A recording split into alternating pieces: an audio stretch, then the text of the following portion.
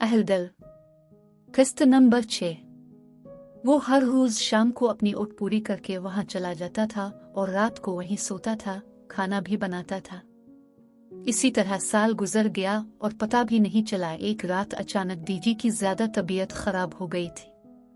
दीजी उठी ना। रेयान बाहर सोता था, इसीलिए उसको अशल की आवाज नहीं सुनाई दी। दीजी अशु के साथ सोती थी।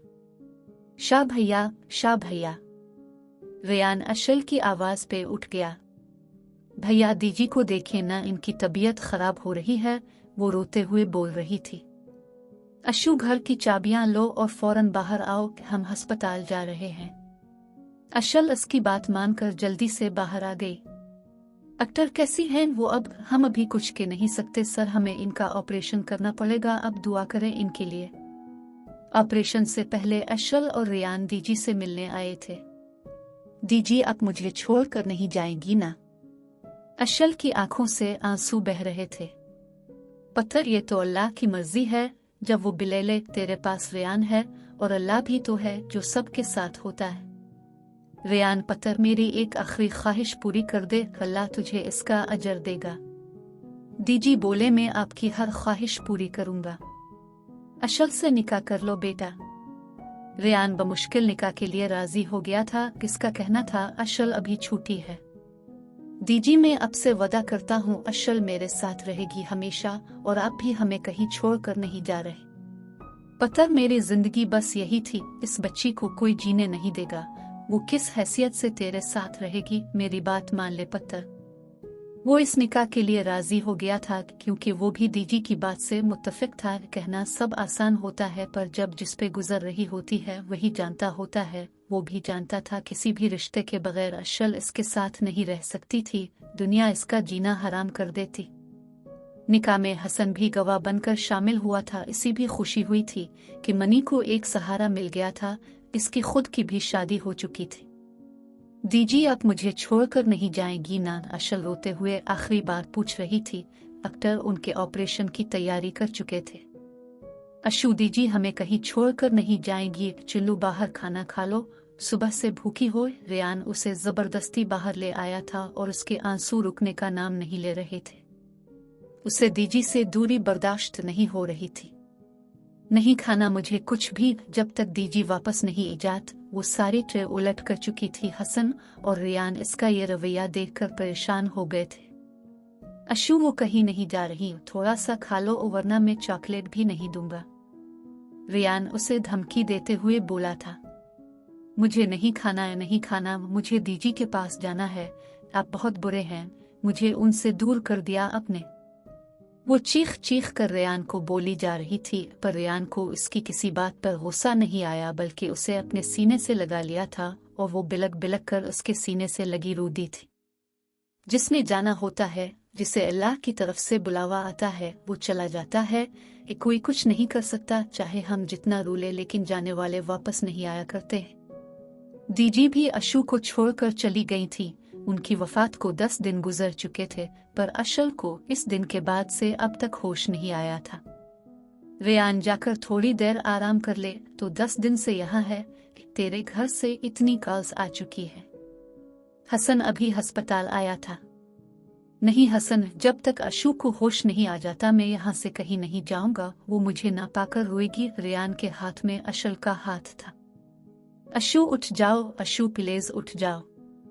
रेयान अशल को उठाने की कोशिश कर रहा था। हसन को इस पर तरस आ रहा था कि जिंदगी उसको किस मोड़ पे ले आई थी। जो मोहब्बत और शादी के नाम से ही चढ़ता था, वही आज इसी मकाम पर पहुंच गया है। दाज दीजी, आखिरकार रेयान की दुआएं अल्लाह ने सुन ली थी, तभी आज उसे होश आ गया था। देख लिया आपने आगा जान, तभी मैं मना करती थी आपको कि ना भेजें आप उसे शहर, पर नहीं, यहाँ कौन किसी की सुनता है। उज़्मा सुबह सुबह खिंचती आगा जान के कान भरने, ताका इनकी अरबा की भी किसी को फिक्र हो। अस्सलाम अलैकुम आगा जान। आपने बुलाया था। रेयान एक कुर्सी पर बैठ गया था। वो लड़की कहाँ है और किसकी इजाजत से तुम उसको इस घर में लेकर आए हो? आगा जान को गुस्सा रात वाली बातों पर अब तक था। इस वक्त तो उन्होंने इसे बख्श दिया था, पर आज इनका इरादा नहीं था इसे बख्शने का। वो मेरी बीवी है, तो जाहिर सी बात है मेरे घर पर रहेगी। रेयान को इनकी गुस्से की कोई परवाह नहीं थी। बरखुरदार जिसको तुम बीवी के रहे हो, इसकी उम्र और अपनी उम्र का फर्क भी देख लो। हम उसे कभी कबूल नहीं करेंगे। इस घर की बड़ी बहू अरबा ही बनेगी।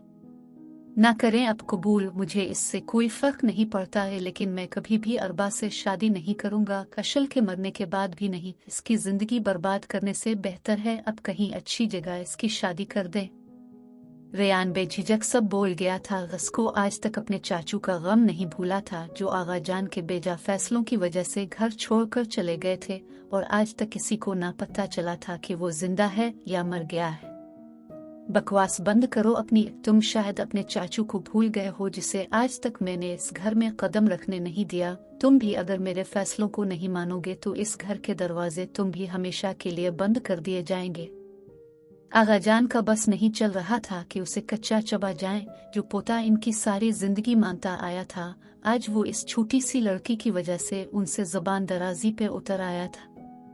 तो ठीक है, चला जाता हूँ मैं। जब आपके इन्हीं गलत फैसलों की वजह से बाकी घर वाले आपको छोड़ जाएंगे तो आपके पास पछताने के सिवा कुछ नहीं रहेगा।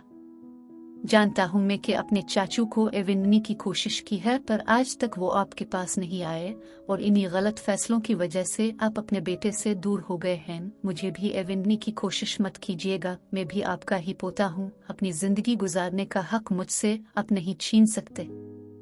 अल्लाह हाफिज आगा जान। रेयान इनकी कुछ भी सुने बगैर निकल आया था।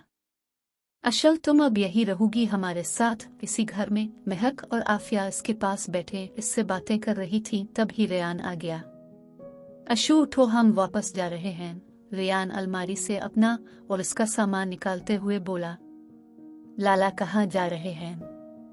महक ने अभी तक अशल का हाथ पकड़ा हुआ था। तुम्हें सुनाई नहीं दे रहा? उठो। अब की बार रेयान ने इसका हाथ पकड़ के उसे जबरदस्ती उठाया था, और वो इसके साथ घसीटती हुई नीचे चली आई थी। रुक जाओ रेयान, आगा जान ने इसे पीछे से आवाज दी थी, पर वो रुका नहीं था। अशल को गाड़ी में लाकर बिठाया, और आज रेयान भी शाह हवेली हमेशा के लिए छोड़ गया था। मजीद वीडियोस के लिए हमारे चैनल को सब्सक्राइब करें और शेयर करें।